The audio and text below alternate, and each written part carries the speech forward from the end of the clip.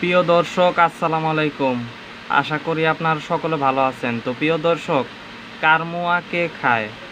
দেখেন, আমরা আন্দোলনে সবাই লড়াই করছি, ছাত্র জনতা সবাই, তাই না? রিকশাওয়ালা থেকে শুরু করে একটা পাগল পর্যন্ত সেও বুঝছে যে হাসিনার নির্মমতা, সেও আন্দোলনে ভূমিকা রাখছে।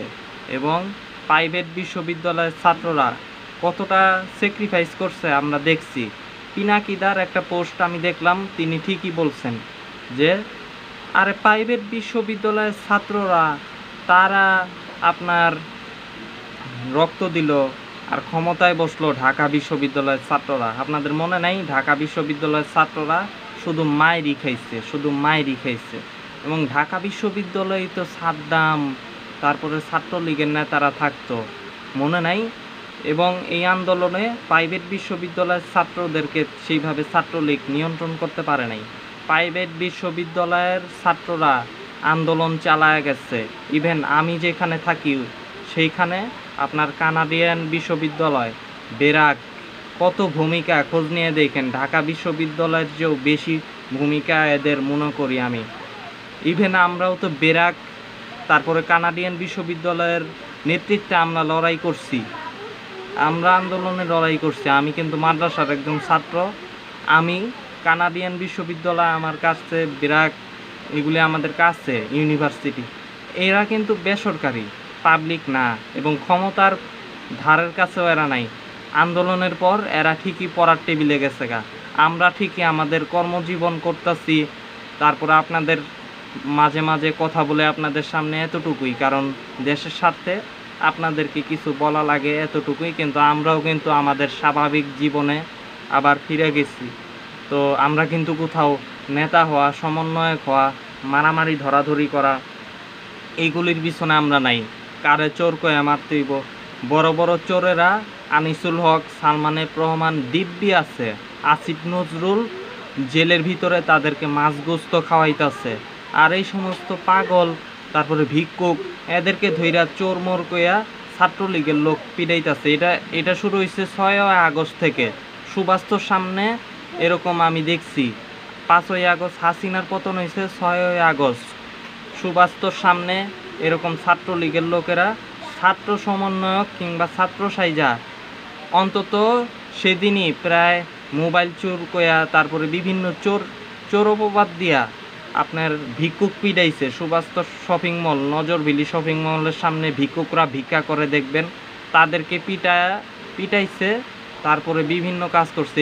এগুলি বিভিন্ন জায়গায় শুরু হয়েছে 6ই আগস্ট থেকে।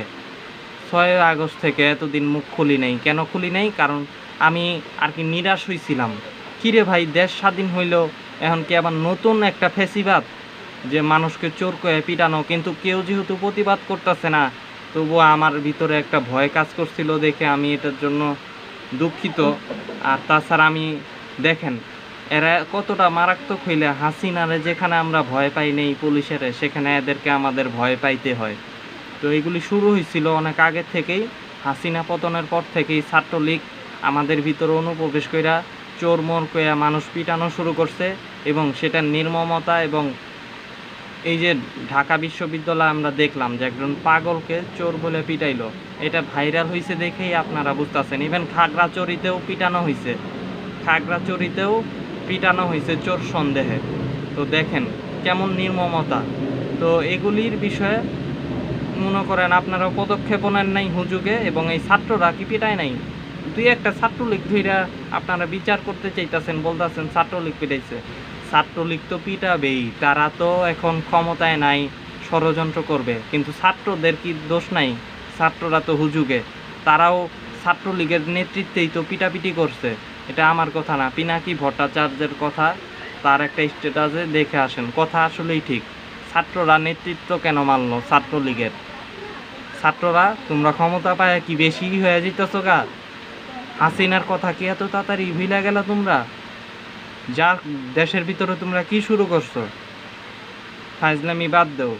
আর ঢাকা বিশ্ববিদ্যালয়ে ছাত্রদের তেমন কোনো ভূমিকাই তেমন নাই, যেমনটা বেসরকারি কিংবা মাদ্রাসা ছাত্রদের আছে। মাদ্রাসার ছাত্ররাও তারা স্বাভাবিক জীবনে ফিরে যাইতেছে। দুই একটা মাজার ভাঙার বিষয়ে আমিও সমালোচনা করছিলাম। তো এগুলি করার পর তাদেরও সমালোচনা হয়েছে। সেখানে ঢাকা বিশ্ববিদ্যালয়ের ছাত্ররা এগুলি কি ফাইজলামি শুরু করছে।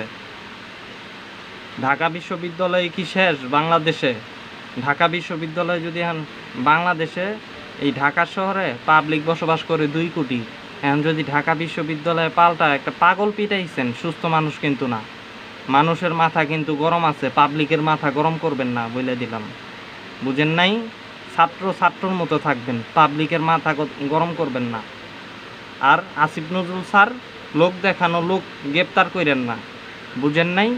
হাসিনার মতো হয়েন না যে একটা ঘটনা হয়েছে, জড়িত 100 জন, 2 জন গ্রেপ্তার করছেন, দায় সারা, এগুলি চলবো না। যারা জড়িত ফাঁসির দড়িতে ঝুলান, ডাইরেক্ট ফাঁসি। পাগল পিটানো এত সহজ না। একটা নিরীহ পাগল, তার কোনো অপরাধ নাই নিঃসন্দেহে। চোরও যদি হয়, আরে তোর বালের চোরের গোষ্ঠী কিলাই, আসল চোর ধুইয়া শত শত কোটি টাকা চুরি করছে, তারা পালায় যাইতে পারলো, হাসিনারই তো তোরা ধরতে পারলি না। হাসিনারই তো তোরা ধরতে পারলি না। তোরা আসল চোরদেরকে পিটাস নাই।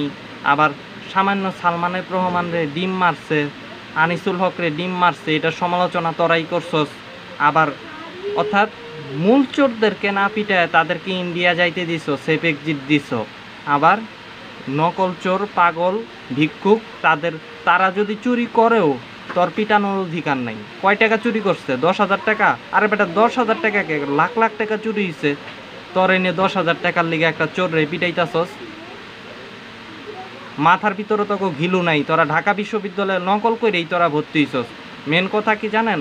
এই যে এই ছাত্ররা কেন এরকম, এরা তো ছাত্রও না, এরা তো হাসিনার আমলে ঢাকা বিশ্ববিদ্যালয়ে নকল কইরা 2 নম্বরই কইরা এরা চান্স পাইছে। এরা প্রকৃত অর্থেও মেধাবী না, নিজেদেরকে মেধা দিয়ে তারা দাবি করতেছে। কিন্তু ঢাকা বিশ্ববিদ্যালয়ে দুর্নীতিবাজ যারা, তারা ছাত্রলীগের অধীনে তারা নকল কইরা, তারপরে বিভিন্ন তদবির কইরা তারা ঢাকা বিশ্ববিদ্যালয়ে সিট পাইছে।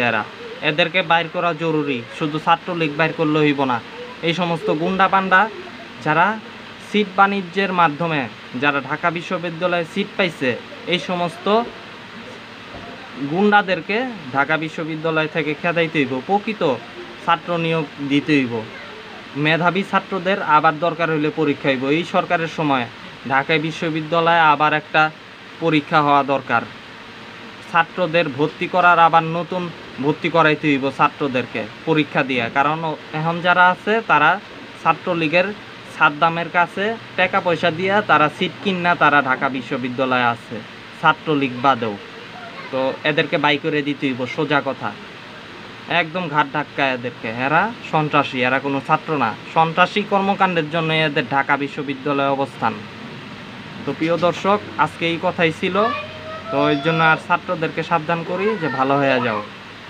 তো প্রিয় দর্শক, আশা করি আপনাদেরকে আমি বুঝাইতে পারছি। তো ভালো থাকবেন। আজকে এই পর্যন্তই। আল্লাহ হাফেজ।